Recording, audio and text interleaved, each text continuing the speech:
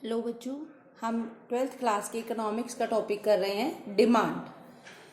तो इसमें हमने क्या पढ़ा, डिमांड क्या है और लॉ ऑफ डिमांड पढ़ा, डिमांड कर्व, डिमांड शेड्यूल।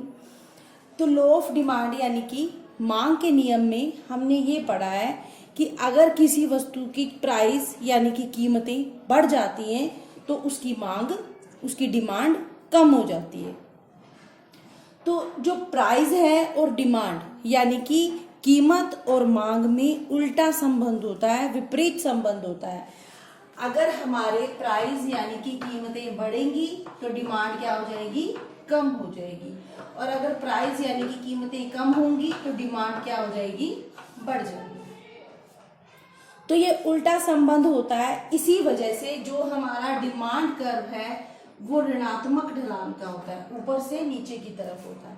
तो जो डिमांड कर्व है उस वो डाउनवर्ड क्यों स्लोप करता है, स्लोप्स डाउनवर्ड, ऊपर से नीचे डाउन क्यों होता है, इसका ढलान ऋणात्मक क्यों होता है, या ये मांग का जो नियम है, ये लॉ ऑफ डिमांड है, क्यों अप्लाई होता है, क्यों हर बार मांग का नियम लगता है वस्तुओं पे। तो ये कुछ उसके रीजंस हैं। पहला है law of diminishing marginal utility यानी कि घटती सीमांत उपयोगिता का नियम। हम पिछले के वीडियोस में law of diminishing marginal utility complete कर चुके हैं कि जैसे जैसे हम किसी वस्तु की इनटेक ज़्यादा करते हैं, मतलब कोई भी प्रोडक्ट है, कोई भी गुड है, जैसे जैसे हम उसको ज़्यादा इस्तेमाल करते हैं उसकी उपयोगिता हमारे लिए घटती जाती है। तो हम अगला यूनिट तभी खरीदेंगे जब उसकी कीमत कम हो जाएगी। फॉर एग्जाम्पल, मैंने आपको डिमिनिशिंग मार्जिनल यूटिलिटी में एग्जाम्पल दिया था फूड का, कि अगर आप फूड लेते हो, खाना खाते हो, अगर आप मतलब पहला यूनिट लोगे, पहली रोटी लोगे तो आपको बहुत सेटिस्फेक्शन मिलेगी, आप भूखे हो बहुत संतुष्टि मिलेगी। दूसरी रोटी लोगे उससे कम मिलेगी, तीसरी लोगे उससे कम मिलेगी, चौथी लोगे और कम मिलेगी, पांचवी लोगे तो धक्के से खानी पड़ेगी, और उसके बाद खाओगे तो आपको नेगेटिव यूटिलिटी मिलेगी, मतलब आप उसकी उपयोगिता आपके लिए खत्म हो जाएगी। तो आप ये अगली अगली इकाइयां आपके लिए, उसकी उपयोगिता कम हो रही है, आप अगली इकाई तभी खरीदोगे जब वो सस्ती मिलेगी। अगर वो सस्ती नहीं मिलती तो आप वो इकाई नहीं खरीदोगे। तो ये है law of diminishing marginal utility कि जैसे जैसे हम किसी गुड को, किसी वस्तु को ज़्यादा उपयोग में लाते हैं उसकी उपयोगिता, उसकी यूटिलिटी घटती जाती है, जिसकी वजह से हम अगला यूनिट तभी खरीदेंगे जब कीमतें कम होंगी। इसीलिए कीमत कम होने पर ही डिमांड में वृद्धि होती है। कीमतें कम नहीं होंगी, प्राइसेस रिड्यूस नहीं होंगे तो डिमांड इंक्रीज नहीं होगी। नेक्स्ट है इनकम इफेक्ट। इनकम इफेक्ट क्या होता है बेटा, कि हमारी इनकम क्या होती है, आय। एक होती है हमारी इनकम, एक होती है हमारी रियल इनकम, वास्तविक आय। रियल इनकम क्या होती है, इनकम तो होती है हमारी आय, जैसे कि अगर हम 500 रुपये कमाते हैं वो है हमारी इनकम। लेकिन रियल इनकम क्या होती है कि हम उस इनकम से कितनी वस्तुएं खरीद पाते हैं, कितनी गुड्स खरीद पाते हैं। तो अगर किसी गुड का जो प्राइस है, किसी वस्तु की कीमतें हैं वो रिड्यूस हो जाती हैं, कम हो जाती हैं, तो हमारी रियल इनकम बढ़ जाती है। रियल इनकम मतलब हमारी परचेजिंग पावर, हमारी खरीदने की शक्ति बढ़ जाती है। फॉर एग्जाम्पल, अगर किसी व्यक्ति के पास मान लो 20 रुपीज़ की इनकम है, उसकी 20 रुपये की इनकम है, तो एक जो गुड है उसका प्राइस है 2 रुपये, एक वस्तु की कीमत 2 रुपये है, तो वो कितनी डिमांड करेगा, कितनी वस्तुएं खरीद पाएगा। टोटल 20 रुपये हैं उसके पास, कीमत 2 रुपये है, तो वो 10 गुड्स खरीद पाएगा, 10 ही वस्तुएं खरीद पाएगा उसकी। लेकिन अगर क्या हो गया, उसका प्राइस रिड्यूस होके कितना हो गया, 1 हो गया, 1 रुपया हो गया, तो अब उसकी वास्तविक इनकम बढ़ गई, रियल इनकम बढ़ गई। अब वो 10 वस्तुएं कितने में खरीद पा रहा है, केवल 10 में, उसके पास 10 रुपये फिर भी बच गए ना, तो अब उसकी डिमांड कितनी हो सकती है, 20। समझ में आया इनकम इफेक्ट, कि वैसे क्या हुआ, इनकम तो उसकी वही है 20, पहले भी 20 थी अब भी 20 है। लेकिन पहले वो कितनी वस्तुएं खरीद रहा था? 10। लेकिन अब वो कितनी वस्तुएं खरीद पा रहा है? 20। क्यों? क्योंकि प्राइजेस कम होने से, कीमतें कम होने से उसकी रियल इनकम बढ़ गई, उसकी वास्तविक आय में वृद्धि हो गई। उसकी वास्तविक आय बढ़ गई है जिससे कि वो अधिक वस्तुएं खरीद पाता है। पहले वो केवल 10 गुड्स खरीद पाता था, लेकिन अब कितनी खरीद पाता है? 20। तो जैसे ही किसी वस्तु की कीमतें कम होती हैं, उसकी इनकम इफेक्ट होता है। इनकम इफेक्ट मतलब उसकी रियल इनकम इंक्रीज हो जाती है, उसकी परचेजिंग पावर बढ़ जाती है, उसकी वास्तविक आय बढ़ती है और उसकी खरीदने की क्षमता बढ़ जाती है। इसीलिए कीमतें कम होती हैं तो डिमांड में वृद्धि होती है।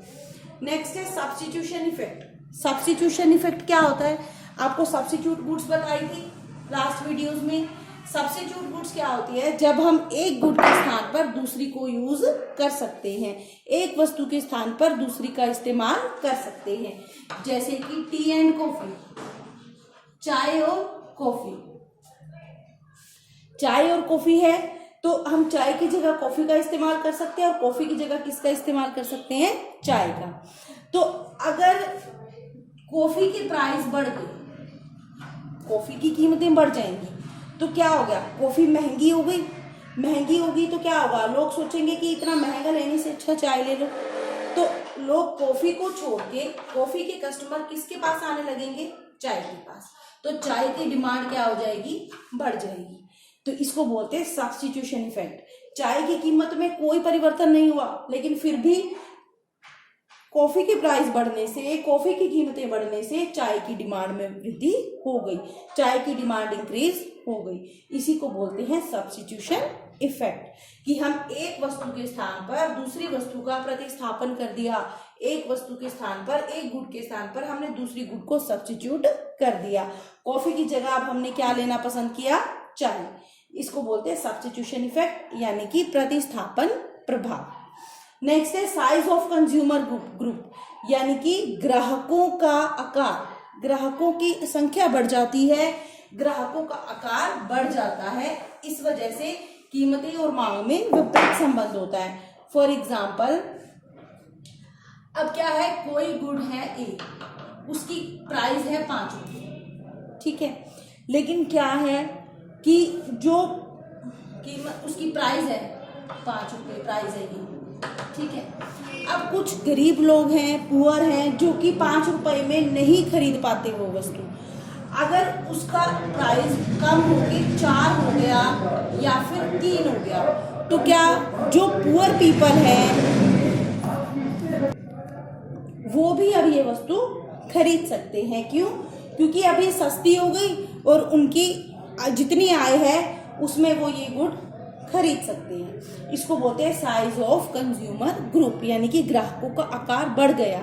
पहले वो लोग नहीं खरीद पा रहे थे क्योंकि ये वस्तु महंगी थी, इसके प्राइसेस अधिक थे। लेकिन जैसे ही प्राइस रिड्यूस हुए, कीमतें कम हुई, तो क्या हुआ? वो लोग भी अब इसको खरीद सकते हैं। इसीलिए क्या हो गया? ज्यादा कस्टमर होंगे, ज्यादा कंज्यूमर्स होंगे जो उस वस्तु को खरीदने लगेंगे, जिससे क्या होता है? Size of consumer group increase हो जाता है। ज्यादा लोग गुड्स को परचेसिंग करेंगे तो क्या हो गया? मतलब कीमतें कम होने से डिमांड में क्या होगी? इंक्रीज हो गया, डिमांड बढ़ गई। नेक्स्ट है डिफरेंट यूजेस। डिफरेंट यूजिंग होता है अनेक उपयोग।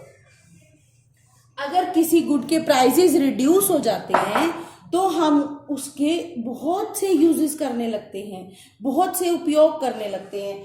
इसका सबसे अच्छा एग्जांपल है लेमन। लेमन मतलब नींबू। नींबू आपको मार्केट में पूरे साल मिलता है ना, पूरे साल नींबू। लेकिन उसका अचार कब बनाया जाता है? जब वो सस्ता होता है। प्राइसेस रिड्यूस हो गए तो क्या हो गया? डिमांड बढ़ गई। क्यों? क्योंकि सस्ते हो गए नींबू। अब सभी लोग ज़्यादा क्वांटिटी में खरीद के उसका अचार बना लेते हैं या उसकी कुछ भी और चीज़ बना सकते हैं। तो क्या होता है कि जैसे ही किसी गुड्स के प्राइसेस रिड्यूस होते हैं, उसकी डिमांड बढ़ जाती है, क्योंकि उसके हम और बहुत से यूजेस करने लगते हैं। फॉर एग्जांपल मिल्क है, दूध है। दूध के बहुत सारे यूजेस होते हैं। दूध को हम पीने में यूज़ कर सकते हैं, चाय बनाने के लिए यूज़ कर सकते हैं, कॉफ़ी बनाने के लिए यूज़ कर सकते हैं, मिठाइयाँ बनाने के लिए, पनीर बनाने के लिए, बहुत से यूजेस होते हैं दूध के। लेकिन अगर दूध बहुत महंगा है तो हम केवल खुद के पीने के लिए या चाय के लिए ही यूज़ करेंगे।